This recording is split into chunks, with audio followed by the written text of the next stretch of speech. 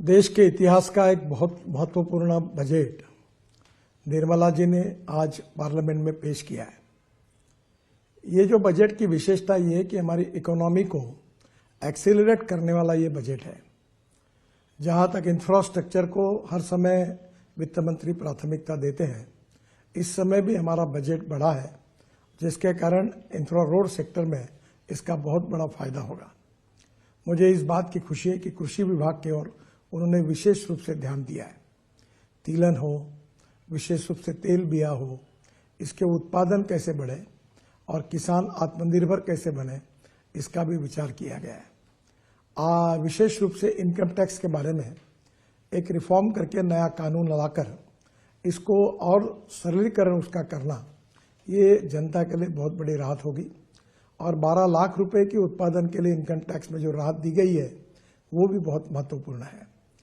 विशेष रूप से middle class का विचार किया गया है और मध्यम वर्गीय, उसके साथ लोअर मिडिल क्लास और गांव गरीब मजदूर किसान, इसमें रोजगार कैसे निर्माण हो और सस्टेनेबल डेवलपमेंट कैसी हो, इसका विचार करते हुए इस बजट ने पब्लिक प्राइवेट इन्वेस्टमेंट को इनकरेज किया है।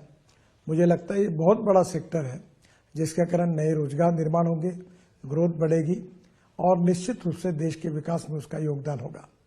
जहां तक ट्रांसपोर्ट सेक्टर है, हम 22 लाख करोड़ के फॉसिल फ्यूल इंपोर्ट करते हैं। इकोनॉमिक पॉइंट ऑफ व्यू भी हमारे लिए वो एक बहुत बड़ी समस्या है, पर उसके साथ साथ अल्टरनेटिव फ्यूल और बायोफ्यूल को प्रोत्साहन मिलता है। इसलिए विशेष रूप से लिथियम आयन बैटरी अब सस्ती होगी। Scooter, electric car, electric bus, अब इलेक्ट्रिक ट्रक, इनकी कीमतें कम होगी। जो $150 पर किलोवाट पर आवर थी, वो $105 पर किलोवाट पर आवर आई है, वो $100 के नीचे जाएगी और इलेक्ट्रिक के वाहन और लोकप्रिय बनेंगे, प्रदूषण से मुक्ति मिलेगी और देश में नए रोजगार निर्माण होंगे। इसके लिए भी उन्होंने विशेष रूप से जो टैक्स में रियासत दी है, वो निश्चित रूप से बहुत उपयोगी है।